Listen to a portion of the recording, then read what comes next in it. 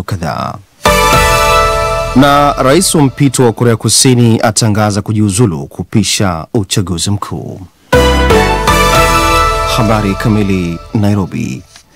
Polisi nchini Kenya imesema mauaji ya mbunge wa Kenya Charles Ong'ondo Were katika mji mkuu Nairobi yumkini yalikuwa ni ya kupangwa. Mbunge huyo alipigwa risasi na kuuawa barabarani kwenye mji mkuu wa Nairobi jana Jumatano. Akielezea tukio hilo, msemaji wa polisi ya Kenya Mochiri Nyaga amesema kwa namna tukio hilo lililotokea inaonekana kwamba uhalifu huo ulipangwa. Ripoti ya polisi imeeleza kwamba mbunge huyo alipigwa risasi na abiria aliyekuwa kwenye pikipiki wakati yeye akiwa kwenye gari katika barabara kuu ya Ngong inayokatisha mji mkuu wa Nairobi. Rais William Ruto ametuma salamu za rambirambi kwa familia ya Were na kwa wananchi wa jimbo la Kasipul na kuagiza uchunguzi ufanyike na hatua zichukuliwe kwa waliohusika na shambulio hilo. Were alikuwa ni mwanachama wa chama cha Orange Democratic Movement ODM kinachoongozwa na mwanasiasa mkongwe Raila Odinga. Kiev. Urusi imeripoti vifo vya watu 7 na wengine 20 wamejeruhiwa baada ya drone za Ukraine kushambulia eneo la soko lenye shughuli nyingi huko Olenski, sehemu ya mji wa Kherson wa Ukraine inayodhibitiwa na Urusi. Katika hatua nyingine, Ukraine nayo imesema kwamba Urusi imefanya shambulizi katika mji wa bandari wa Odessa nchini Ukraine na kuwaua watu 2 na kujeruhi wengine zaidi ya 15. Mashambulizi hayo pia yalizusha moto ulioharibu miundombinu. Taarifa ya jeshi la anga la Ukraine limesema Urusi ilirusha makombora 5 na droni 170 wakati wa mashambulizi yake ya usiku kwa mkeleo yakilenga maeneo mbalimbali ya Ukraine. Mashambulizi hayo yametokea saa chache baada ya Ukraine na Marekani kutia saini makubaliano ya uwekezaji yatakayoruhusu Marekani kuchimba madini ya Ukraine. Seoul.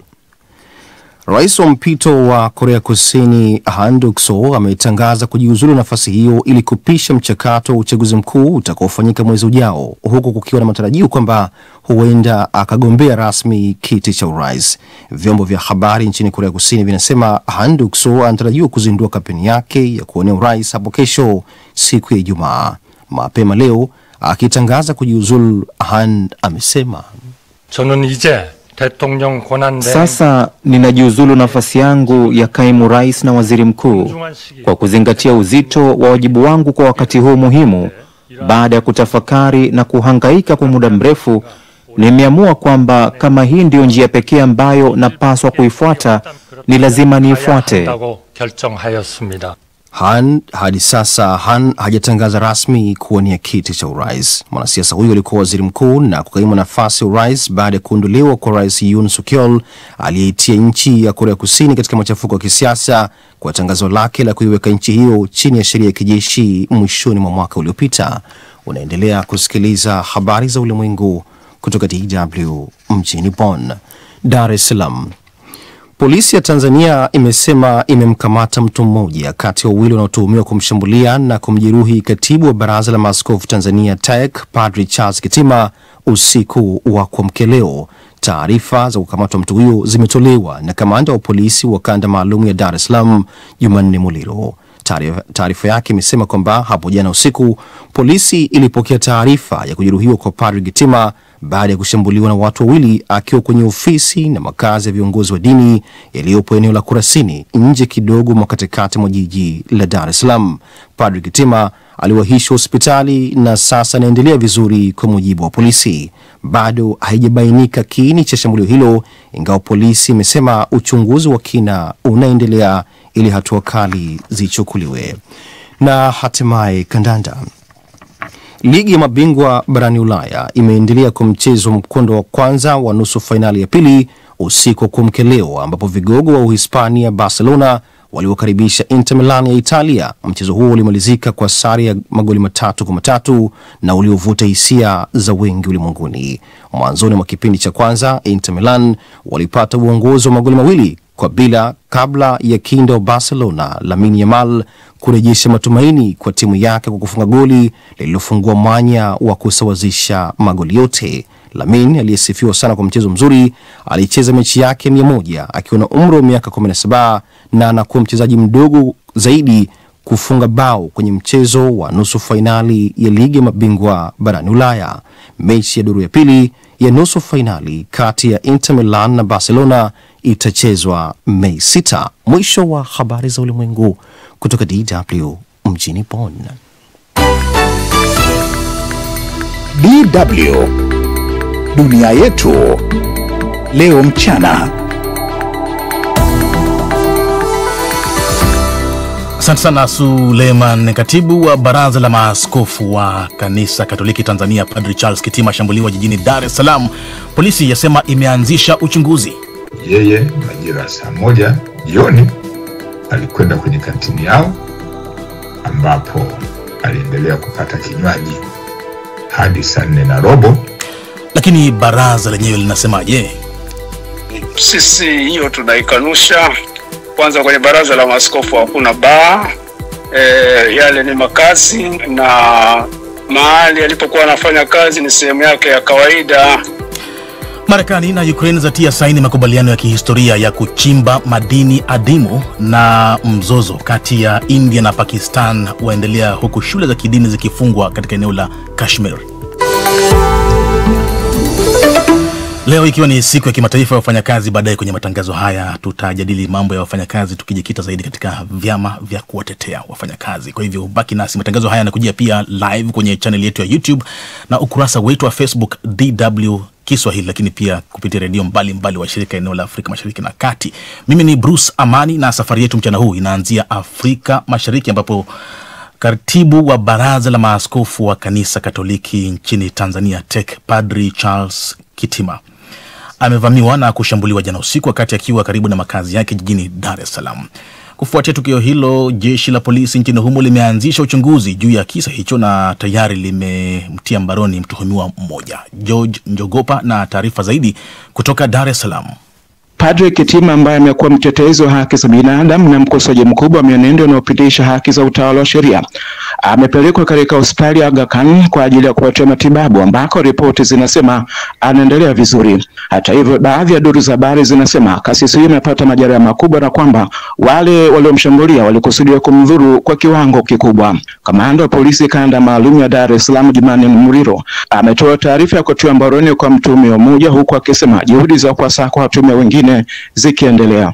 Na baada ya kikao kuisha, yeye majira saa 1 jioni alikwenda kwenye kantini yao ambapo aliendelea kupata kinywaji hadi saa 4:15. Alipokuwa maliwatoni pembeni ya kantini hiyo, alidai kushambuliwa kichwani na watu wawili.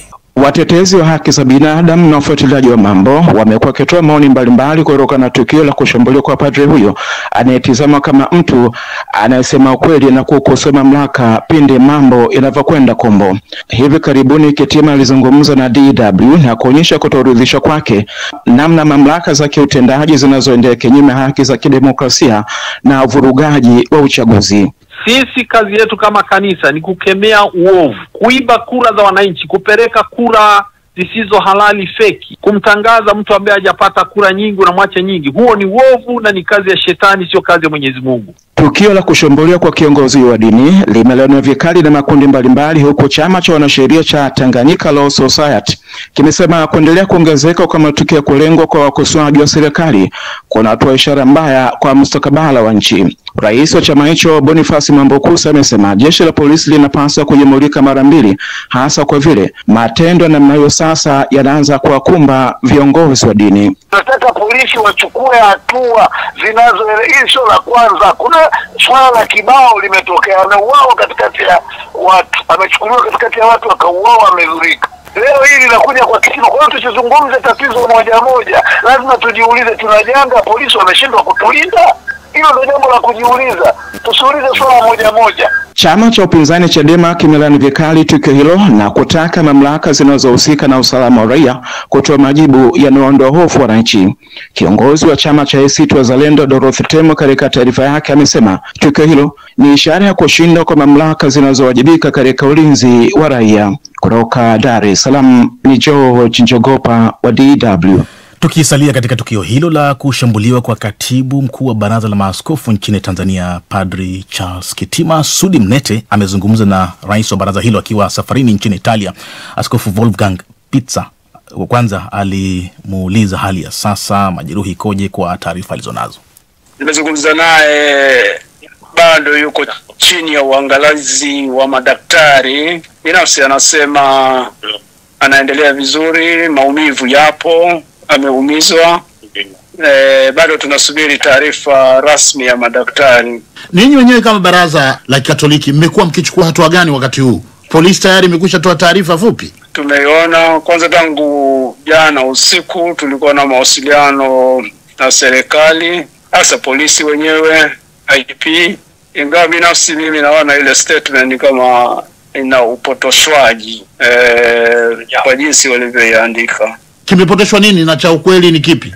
Padri alivamiwa kwenye makazi yake ya Kanisa Katoliki, makao makuu ya baraza la maaskofu pale Kurasini, Dar es Salaam. Lakini wao polisi walivyoandika pale, wameandika kwamba padri alikuwa anapata kinywaji kuanzia 1:00 sijui mpaka 4:00 usiku. Picha ambayo ya haraka mtu anayopata ni kama mtu huyu alikuwa baa na huyu mtu atakuwa amevamiwa labda na walevi. Sisi hiyo tunaikanusha.